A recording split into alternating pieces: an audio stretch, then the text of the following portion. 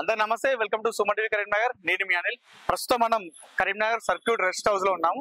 So మనం ఈ place కి వచ్చిన సందర్భం ఏంటంటే, గత బీఆర్ఎస్ ప్రభుత్వంలో అంటే ఒక సంవత్సరం కింద 7.5 కోట్లతోని ఈ రెస్ట్ హౌస్ కట్టేయడం జరిగింది. కరీంనగర్ సర్క్యూట్ హౌస్ అని చెప్పేసి ఇక్కడ ఉందిగా పైన ఈ బోర్డు ఉండదు. కరీంనగర్ సర్క్యూట్ హౌస్ అని చెప్పేసి పైన ఒక బోర్డు ఉండదు. బోర్డు గత ప్రభుత్వంలో Karimnagar circuit rest house, so దీన్ని KCR అన్నట్టుగా మనకి కొంచెం లైటింగ్స్ తో అరేంజ్ చేయడం జరిగింది. సో అప్పుడు ఆ టైంలో కాంగ్రెస్ నాయకులు కొంతమంది దీన్ని అబ్జెక్షన్ చేయడం జరిగింది, తీసేయాలి అంటూ అప్పుడు ఆ టైంలో అబ్జెక్షన్ జరిగింది. సో నిన్నటి రోజు ఏం జరిగిందంటే ఈ బోర్డు తీసేయడం జరిగింది ఇక్కడ నుండి. అసలు ఈ బోర్డు ఎందుకు తీశారు, అసలు దీనికి కారణాలు ఏంటో మనం ప్రస్తుతం రెస్ట్ హౌస్ లో ఉన్నాం. ఇక్కడ కొంతమంది కాంగ్రెస్ నాయకులు ఉన్నారు, వారిని అడిగి తెలుసుకుందాం. తేజస్ అకాడమీ స్థాపించిన 12 సంవత్సరాల్లో 1918 డిఫెన్స్ ఉద్యోగాలతో పాటు ఇంటర్లో రాష్ట్ర స్థాయి మార్కులు సాధించి తెలంగాణ నెంబర్ 1 గా నిలిచిన తేజస్. ఈ సర్క్యూట్ రెస్ట్ హౌస్ యొక్క బోర్డు ఇష్యూపై మనతో మాట్లాడడానికి కరీంనగర్ జిల్లా కాంగ్రెస్ పార్టీ ఉపాధ్యక్షులు సుజిత్ కుమార్ ఉన్నారు. వారితో మాట్లాడు. అన్న నమస్తే. నమస్తే అన్న, అసలు ఈ బోర్డు అసలు ఎందుకు తొలగించడం? ఇప్పుడు తొలగించారు అనే కాన్సెప్ట్ కంటే జనాలు ఏమనుకుంటారు అనేది ఇంపార్టెంట్. ఫస్ట్ ఇన్ని రోజులు చాలా సంవత్సరాల నుంచి ఇది R&B గెస్ట్ హౌస్ అని తెలుసు అందరికి. కేసీఆర్ అధికారంలోకి వచ్చిండు, రెండోసారి అధికారంలోకి వచ్చినాక కొన్ని సంవత్సరాలు ఏమనుకుంటారు, కేసీఆర్ ఇల్లేమో అనుకుంటున్నారు.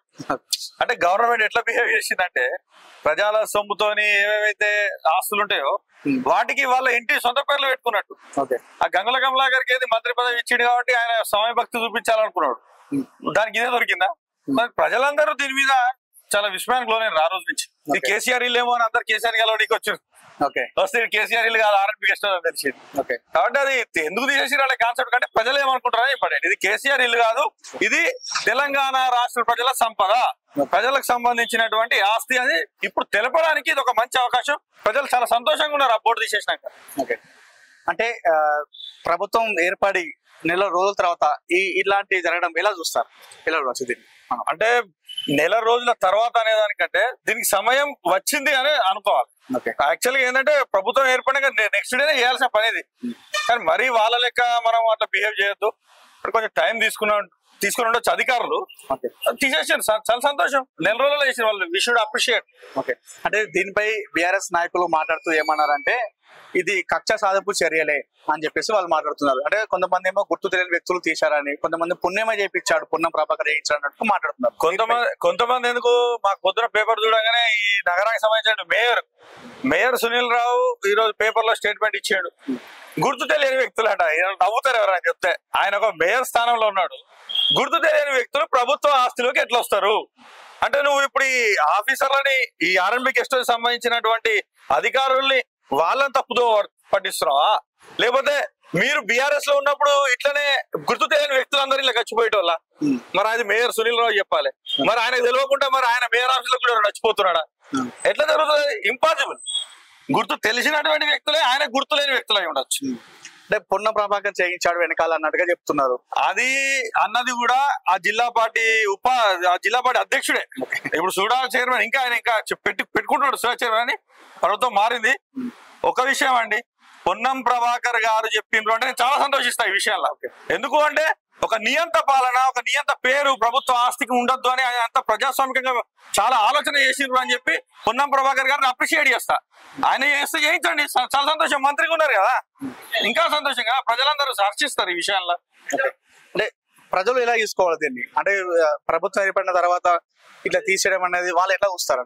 మేము ఒకటే చెప్తున్నాం, గతంలో టీడీపీ కూడా ఉంటే, కాంగ్రెస్ ఒకటే కాదు. దీనికి R&B గెస్ట్ హౌస్ అని పేరు. మీరు హుటాహుటిన దీన్ని మొత్తం కూలగొట్టి ధనాదని కట్టేసి దీని మీద కూడా కొన్ని కుంభకోణాలు జరిగినాయి. అప్పుడు చాలా జరిగినాయి. టైల్స్ 2 రోజులలో ఒక నైట్ వేసినటువంటి టైల్స్ చాలా ఉన్నాయి ఈ విషయాల్లో. సో మీకు మీరుగా ప్రజాస్వామ్యం కట్టుకొని మీ స్వామి భక్తిని చూపించుకోవడానికి, కేసీఆర్ ని ఇంప్రెస్ చేయడానికి, కేటీఆర్ ని ఇంప్రెస్ చేయడానికి మీరు KCR Karimnagar R&B guest house ఆ బోర్డు పెట్టేది ఉండే. ఎవరు తీసేస్తారు? నువ్వు నీ ఇష్టానికి కేసీఆర్ అని దానికి రంగురంగులు పింక్ కలర్లు పెట్టారు. సో ప్రజలందరూ హర్షించే విషయం ఇది. ప్లస్ ఇంకోటి ఏంటంటే, ప్రజలకు మేము రిక్వెస్ట్ చేస్తున్నాం, ఇది కక్ష సాధింపు చర్య కానే కాదు, ఇది ప్రజాస్వామిక చర్య. ప్రజలందరికీ మేము గుర్తు చేస్తున్నాం, ఇవన్నీ మీ ఆస్తులు, ఇది తెలంగాణ రాష్ట్ర ప్రజల సంపద. మీరందరూ ఎంజాయ్ చేయండి. కేసీఆర్ కాదు, గంగుల కమలాకర్ కాదు, సునీల్ రావు కూడా కాదు. అంటే ప్రజలు ఎప్పుడైనా రావచ్చు అంటున్నారు ఇక్కడికి అంతే. దీనికి కొన్ని ప్రాసెస్ ఉంటాయి, ఎప్పుడైనా రావచ్చా, ఇదేమి బస్ స్టాండ్ కాదు కదా, దీనికి ఎలాంటి ప్రాసెస్ అంతకు ముందు ఉంటారో వాళ్ళు రానియండి. దీనికి సంబంధించి ఆర్ఎండ్బి గెస్ట్ హౌస్ దేనికి ఉపయోగించాలో దానికి కొన్ని గైడ్ లైన్స్ ఉన్నాయి, దానికి ఉపయోగించుకోవచ్చు. ఎవరైనా గైడ్ లైన్స్ ప్రకారం ఉపయోగించుకోవచ్చు. సో ఫైనల్ గా బీఆర్ఎస్ నాయకులకి ఏం చెప్తారు మీరు? ఇలాంటి మీ మీద ఇదంతా చేపిస్తున్నారు అంటున్నారు కదా, సో ఫైనల్ గా వాళ్ళకి ఏం చెప్తాను అనుకుంటున్నారు? బీఆర్ఎస్ నాయకులు, ఆ మేయర్ సునీల్ రావు, వీళ్ళందరూ కూడా చెప్తున్నాం, మీరు రాష్ట్రంలో అధికారం కోల్పోయినరు. మీరు ఇంకా మేమేదో కేటీఆర్ ఉన్నాడు, కేసీఆర్ ఉన్నాడు అనే మాయలో బతకకుండ్రి. మీరు ఎట్లా అధికారం కోల్పోయిన విషయాన్ని ఫస్ట్ గుర్తించండి. నెక్స్ట్, మేయర్ సునీల్ రావు, నువ్వు ఇంకా మేయర్ ఉన్నావు, ఒక బాధ్యతాయుతమైనటువంటి పదవి అది, నగరానికి ప్రథమ పౌరుడు, మెజిస్ట్రేట్. నువ్వు ఇట్లా ఉండి ప్రభుత్వానికి సంబంధించిన ఆస్తులు గుర్తు తెలియని వ్యక్తులు వస్తున్నారు అని చెప్తున్నావు అంటేనే నీ బుద్ధి మరి ఏమైందో నువ్వే ఆలోచించుకో. నువ్వు మానసిక స్థితిని చక్కగా లేకుండొచ్చు, కానీ నువ్వు ఆ స్థానంలో కూర్చొని ఉన్నావు. అప్పటి వరకు నువ్వు కొంచెం సంవేదనతో మంచిగా ఆలోచించి మాట్లాడేదాన్ని ఉంటే. థ్యాంక్ యూ అన్న, ధన్యవాదాలు. Thank you sir.